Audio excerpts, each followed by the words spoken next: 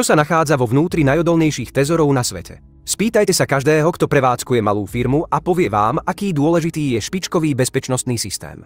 Odolný kancelársky trezor bude na prvom mieste zoznamu. Samozrejme, niektoré kancelárske trezory sú odolnejšie ako iné a niektoré sú také nepreniknuteľné, že ich výroba stojí viac, ako väčšina firiem zarobí za celý život. Tu sú bezpečnostné systémy, ktoré si priemerná začínajúca firma nikdy nemôže dovoliť, ale dúfajme ani nebude potrebovať. Fort Knox je to bezpečné.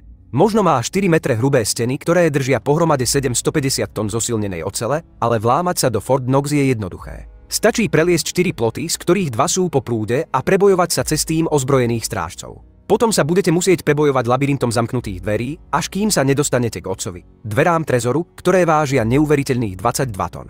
Tu budeš potrebovať kombináciu k trezoru a aby si to dokázal, budeš musieť nájsť každého člena personálu Fort Knox, pretože každý pozná len malú časť kombinácie. Nikto ju nepozná celú. Keď sa dostanete dovnútra, budete sa musieť vlámať do každého z menších trezorov ukrytých vo vnútri. Potom nájdete nejaký spôsob, ako preniesť korisť späť von. Problémom je, že v tej chvíli už na vás vonku bude čakať 30 000 vojakov z vojenského tábora Fort Knox. Takže áno, sarkazmus bokom, je to celkom bezpečné. Čo je vnútri? Fort Knox starostlivo stráži 5000 tón zlatých prútov, čo je dosť na to, aby ospravedlnil svoju labyrintovú sieť bezpečnostných prvkov. Nie je to prehnané. Je to tak akurát. Samozrejme, nie všetky svetoznáme trezory a sejfy sú postavené na stráženie zlatých prútov. Globálny trezor semien na Špicbergoch. Je to bezpečné. Globálny trezor semien na Špicbergoch je zakopaný 390 metrov do skaly na ostrove Špicbergy, ktorý leží len 620 km od severného pólu a nie je veľmi navštevovaný. Okrem štandardných bezpečnostných prvkov ho chránia stovky kilometrov oceánu a viac ako niekoľko ľadových medveďov. Dôležité je, že toto zabezpečené zariadenie sa nesnaží len chrániť obsah pred narušiteľmi. Je navrhnuté tak, aby vydržalo Armagedon. Svalbard je zakopaný tak hlboko v skale, že vydrží jadrový holokaust a akýkoľvek počet zemetrasení mimo Richterovej stupnice.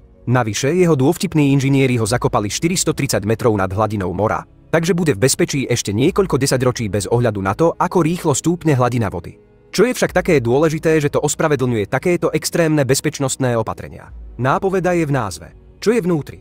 Globálny trezor semien na Špicbergoch uchováva viac ako 500 000 druhov rastlín z celého sveta. Ide o to, že tieto rastlinné druhy budeme môcť vrátiť späť, ak ich globálna katastrofa úplne vyhubí. Mohol by to byť koniec sveta, ako ho poznáme, ale všetci sa budeme cítiť dobre, relatívne, pretože budeme môcť obnoviť našu flóru, aby nám pomohla prežiť následky. Samozrejme, za tieto semená v autosalóne veľa nedostanete, ale sami o sebe sú nesporne cenné. Hora Cheyenne je to bezpečné. 25-tonové dvere v Cheyenne Mountain vydržia 30 megatonový výbuch. Ak rovnako ako ja nie ste v obraze, čo to znamená? Znamená to, že jadrová bomba by mohla na mieste vybuchnúť takmer 1 500 krát, kým by urobila dieru do zeme. Podľa majiteľov je obsah tohto trezora taký dôležitý, že musí byť zakopaný 2000 metrov do skaly titulnej hory. Takže hlavnou otázkou je, čo je vnútri. Ľudia. Cheyenne Mountain bola najbezpečnejšia kancelárska budova na svete, ktorá je zakopaná tak hlboko v skale, že sa do nej musí pumpovať vzduch zvonku, len aby zamestnanci mohli dýchať. Tento vzduch sa považuje za najčistejší na svete, pretože ho upravuje systém, ktorý zo vzduchu filtruje chemický, biologický a jadrový obsah. Hovoríme o výhodách tejto práce. V trezore sa počas studenej vojny nachádzalo americké centrum varovania pred raketami a NORAD a teraz je udržiavaný v teplej pohotovosti s kostrbatým personálom pre prípad, že by bol opäť potrebný. Železná hora. Je to bezpečné. Cheyenne Mountain sa nachádza 200 metrov pod zemou v starej vápencovej bani a obsahuje 1,7 milióna štvorcových metrov mimoriadne bezpečných trezorov.